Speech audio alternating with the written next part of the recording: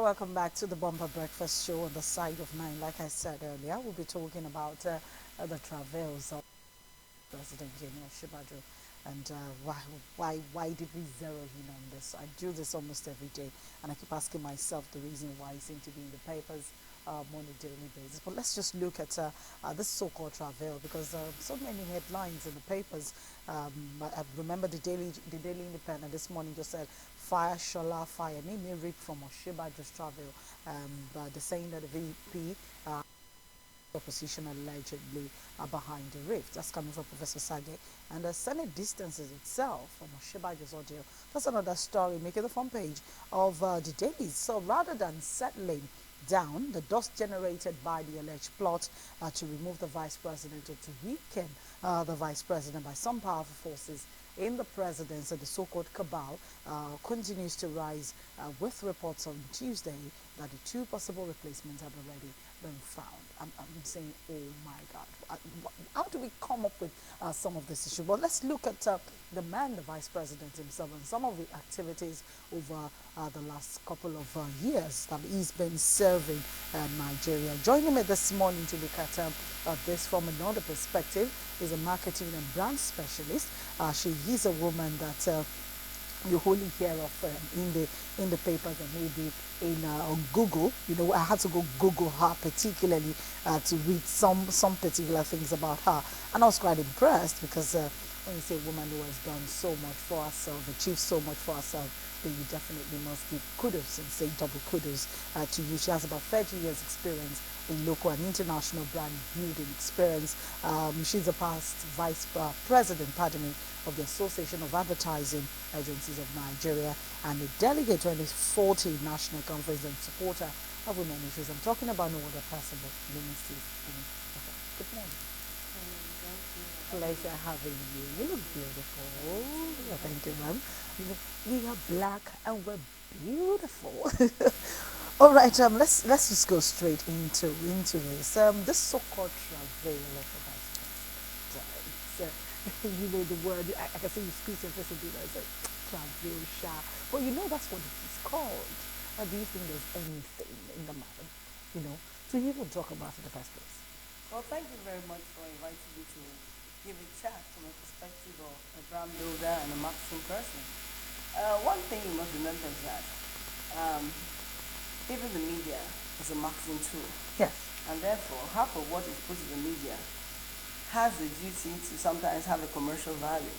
Now, if you go by public affairs, definitely any story on a very credible person like our vice president is going to have nothing but high stakes, high sale. So you have to look at it from the perspective of the fact that some people have some other intentions that when you just have any excuse, it's like somebody pouring a cup of water out of the window and they say, guess what, it's raining. It's an opportunity to go to town and say so much. But I mean, just as an honorary citizen of Nigeria and someone who's interested in good brand building and in brand Nigeria, I think it's gotten to a point where some of us have to just sit down and look and ask ourselves, why are things being over-exaggerated? Because it actually is an over-exaggeration. There's so many good things to be said that the fact that right now our vice president is being asked so many questions or the president has taken certain decisions does not mean you have to exaggerate every little move that has been taking place. But of course, from a simple analogy, it's clear that he has a lot of followership and that's why he's so much in the papers. That's my view.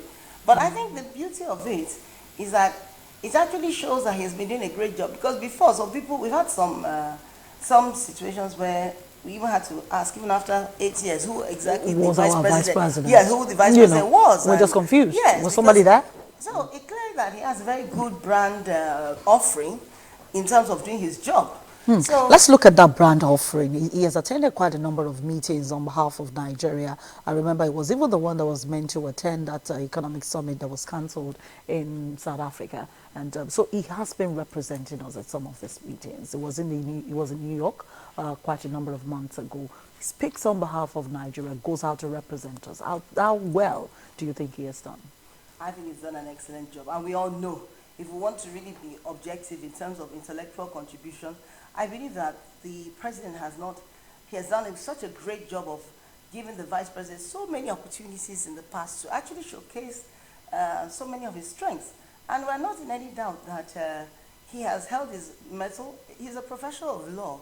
He's one of the most cerebral and most exposed vice presidents we've had. And I believe that for our president to have taken someone of that caliber as his vice president, it tells you that our president too is a man of timber and caliber. I mean, he's not intimidated in any sense. If anything, to say, oh, because you're a professor, I can work with you, you know. Done that even from day one. But for goodness sake, I think we should open our minds. I mean, look at the opportunities that our vice president had to speak on the international platform. I think they've been nothing but a breath of fresh air, considering that half of the things that come out in the open are always negative news. So I think in actual fact, he has brought about so much good news. And you know, normally good news does not sell. So I think this is now an opportunity to sort of look for how can you have a bit more. This, I mean, that's my own kind of opinion, honestly. Even for our president, I mean, we know he's a man that has been so far in the in government, and he's leading a country that is very hard. It's hard enough to lead office, not talk of a country of 200 million people. You and I know we all have opinions, whether they are definitely good or not. But true. I think, in all sense of responsibility, I think we are really sidelining the issues. To me, I think these are just distractions from real issues that we need to talk about. What kind of issues do you think we need to be focusing on? For me, I would have said the vice president talking about creating jobs for 100 million Nigerians, lifting 100 million Nigerians out of poverty, and some of the projects that the vice president had embarked upon should be some of the issues that we've brought to the fore. For example, the trader money issue, where he got an award quite recently in Africa. He was recognized as one of the most effective that had touched people at the lower cadre, at the lower rung of the ladder. I think those are the kind of issues that we should be bringing. That's my issue anyway. I don't know about you. I'm glad that Tomisi, you're saying this as a media person. I mean, that's why I keep on asking, even from a brand building perspective, if our strategy is actually to build brand Nigeria, which is the area that I'm really concerned about as a marketing person, anything to me that adds value to brand Nigeria as a country, to me, I think should be commended. Like you said, the trade money issue, the social investment program have been lauded. And obviously, if our president had not given our country that type of respite, we know that in other countries, those are things that are done almost as part of the structure to ensure that people are not in abject poverty. And for the first time, we're having a social program that is actually in how do I say, reaching the grassroots, the very people, and women in particular. Because I've read, maybe because as a woman, I tend to read a lot of things that affect women issues. I found that a lot of women, I learned a lot of market women, a lot of cooks, a lot of mothers that actually have their children benefiting from these programs, because I even learned that there are even some programs that have impacted on the school feeding program, what have you. Do you know what it is? If you are living in the UK, for example, I remember as a young child, it was standard to eat a meal in school. Maybe that's why we had the opportunity to be able to think and learn in school. It was standard to eat. In fact, we have 3 square meals. Now we're having a government that is giving at least a meal a day. And that should have been top news if you ask me, because honestly, brain power is developed from research, we all know, between the first 1 to 5 years. Then you also have the next 5 to 10 years. So it's critical to think of the future. I think we should focus more on the future of our country. I think it's amazing that we're not worrying about budget 2020. We're worrying more about 2023. 23. I mean, it's amazing in terms of what priorities are. But maybe for women, yes, maybe for us women, what we're interested in is how do we get a good brand, just like how you want a good home, a good brand in Nigeria. And we know that our vice president and our presidency, and right now we've all agreed that we're giving them the empowerment for the next level. So all we're looking for is these next steps to the next level. Anything that's going to build brand Nigeria positively. I think these distractions are leading us away from the real issues, which is, like you said, empowerment of our youth, women in positions that we can make a difference to our families and to our homes, and also giving our vice president all the support, as well as our president, that they need. And our ministers, we're just interested in good results. Basically, a lot of people have been talking, about this replacement strategy. They said the cabal has been the one that the vice president has stepped on a lot of toes, and he's been stopping a lot of people, and that was why, apart from the people who came up with the corruption, the corruption concept, that the reason the president, changed or removed this person and did this with the Obla is because, they've gone back and said the appointments that the vice president had done when he was acting president, starting with Justice Ononge, going all the way to Bono Obla, and I look at it. Would you say that these people performed their duties? Would you say that the vice president actually made any error, as it were, in appointing these people when he was in charge of the country? Well, from my point of view, as we're reading from the papers, because we have to rely on what we read in the papers. Definitely. And it's the information we get. From what I've seen, every due process was followed. I learned even the president himself was aware and he was informed. And every decision that was taken from my reading of the office of the vice president was that it was done in due process. And this is a man that is, at least from my reading of the vice president, a man is a professor of law. I'm sure he must be well versed in certain things that are right and wrong. When it comes to due process? Yes, to due process. So, and if you look at it, he has also managed, even while the president was even in or out, you found that the whole presidency, for me, that you can see they don't go wrong with due process. Look at what has even happened when even we have some people in acting capacity. They know what is right and what is wrong, because you have people both in and without that are versed in that area. So let's not doubt about that. But Toby, I used to find it amazing. I mean, once upon a time, we used to hear in the papers that it's women that gossip or titillating tales are sweet from women. But this, I'm seeing a lot of interesting, these are titillating tales from men. So I wanted them to lost the ability to discuss now, rather than titillating tales from men. So that should be a topic for discussion. This is what you call hot gist, naturally. And I think it's so good. We should be glad that we have less women in the parliament, and everywhere go. I'm saying, as far as this titillating tales is concerned, so we can lay it at the doorstep of the men. Right now, the men have gotten to a point of titillating tales, as far as I'm concerned, and that is not very good for brand building for even the men. But having said that, so it doesn't become a gender issue. I think on a more serious note, I think the area we really should just be concerned about is that let's look at facts from fiction. To me, I read the facts because having been a past president of the Association of Advertising of Nigeria, you find that when you build brands, you cannot tell a consumer what is not true, because eventually they will find out. The same thing with what you call people brands. At a point, everybody knows what is right and what is wrong. From what is wrong. We as the public are consumers of the those who are in public office. So definitely, marketing of people to the people requires you giving facts and not fiction. Some of us have read the facts. We follow the stories. We're interested because of general knowledge as well as the interest of building brand Nigeria. So definitely. For me, I think, obviously, like you said, a lot of these, I think it's been blown out of proportion. I see it as being maybe a distraction to the fact that, what they will tell us women, they say is gist. Yes, it's gist. Naturally, somebody who is in such a powerful position in Nigeria, even on the presidency, is going to be making some of the great headlines. But I think we need to be responsible. As a and people. This is why I actually appeal to the press to be responsible in giving information. Because I've come to realize that now everything on social media, you take it with a pinch of salt. Even when you read the papers, you take it with a pinch of salt. Why? Because sometimes people are just quick to see, like I started earlier saying, somebody has poured a cup of water out of the window and somebody gives you a report it's raining. Whereas it was just somebody brushing their teeth.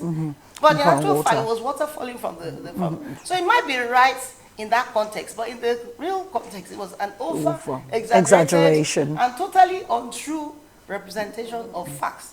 So now let's get back to the point you've asked.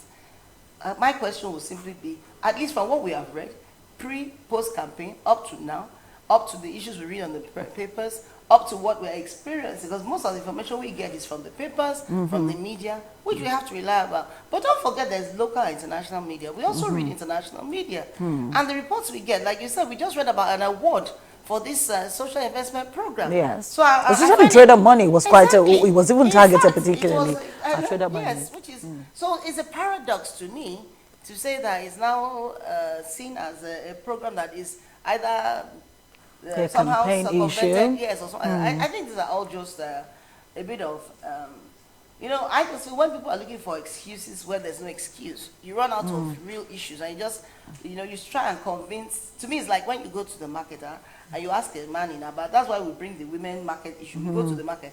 I want to buy something from Adibo Trader. I said, "Do you have blue?"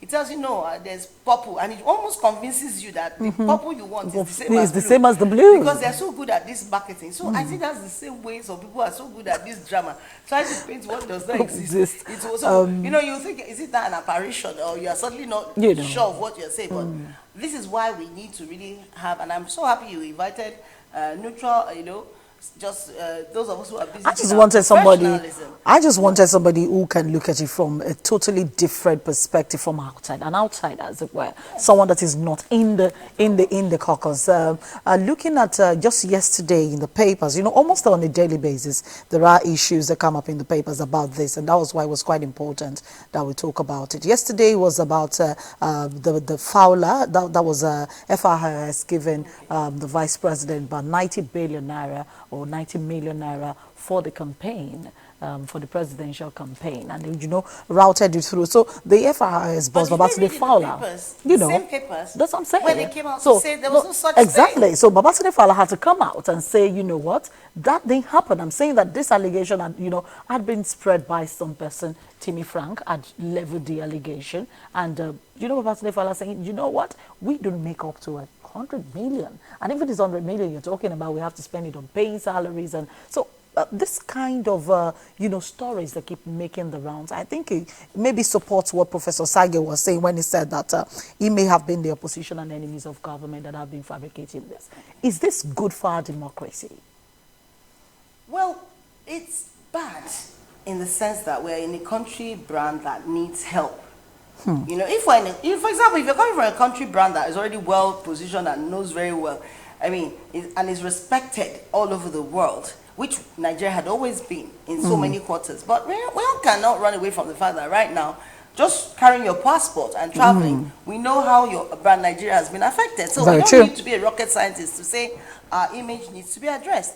I think from the purpose and the perspective of the fact that we need to remember that everything we do affects the image of either the intellect, the country image. Because if I were a foreigner and I'm listening to what we're reporting about our own country, it's either they'll think we are not very articulate in terms of getting our points written in the papers. Because some papers you take abroad, you can be sure that when you're reading certain tabloids, you can be sure that before it goes to press, it goes through a process. And before it gets to the public, it has to be vetted as being true and backed with facts. But I think, I don't know what's happening to our press nowadays. I don't know whether it's because of freedom of the press. Suddenly, everything is so free that they've now put everything that is true and untrue. No, so we're having not like untrue. Maybe just reported in a very screwed manner. No, but you see, reporting, we're all intellectual, and I mean, we're all, I think, intelligent enough to know that even the market woman is intelligent enough to know when you're abusing her. If you go there, I mean, to me, come on.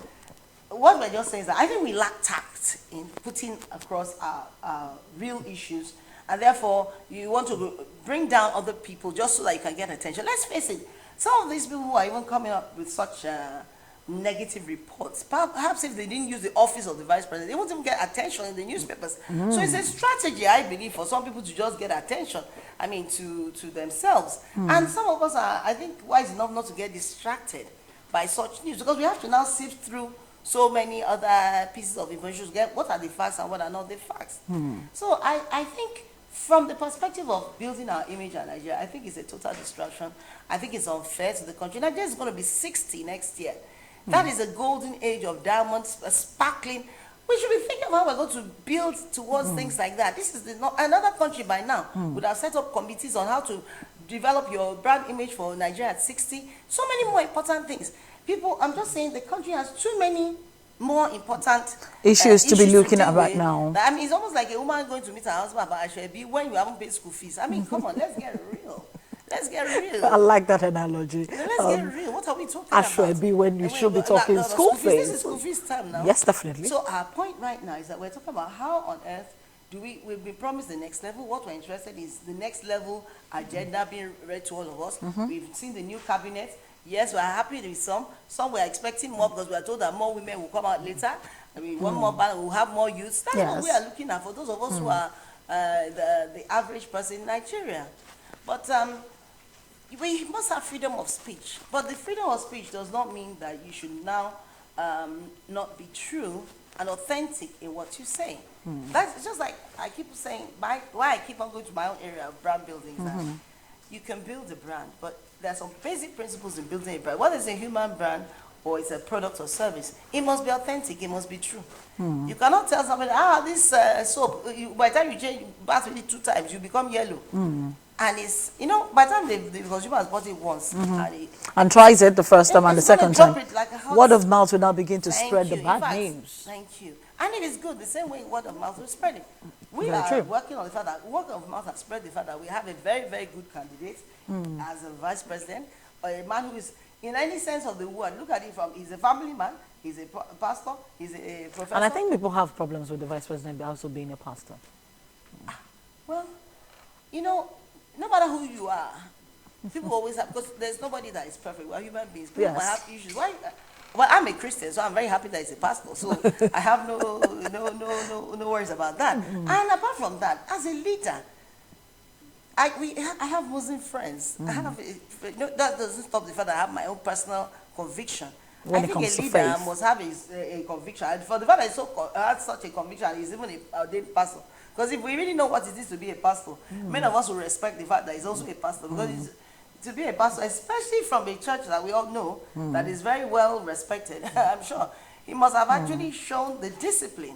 Over a long period of time. Let's not trivialize achievements, Let's not trivialize achievement. Even your job is not an easy task. What I want to just say is that I think we should start talking more of the positives. The areas that are not good, we should deal with them, address them, so that we have a bigger picture of how do we really build a greater picture for the citizens to think and read about. All these distractions of the so-called politics groups trying to bring down people. But if you look at public affairs generally, definitely anybody in high office, once there's any, not even full stop, comma, questionable area, it makes for a headline. It's good. It's a good headline story. So the problem now is that people are trying to generate news so that you can have a good headline. Because, sorry to say, I think people are getting a bit lazy about writing real news. So this is the easier way. So you're eaten by people now. Well, you asked me for my opinion. It's my opinion. So, I'm not, don't forget, I'm also in the I know you're also, side of exactly.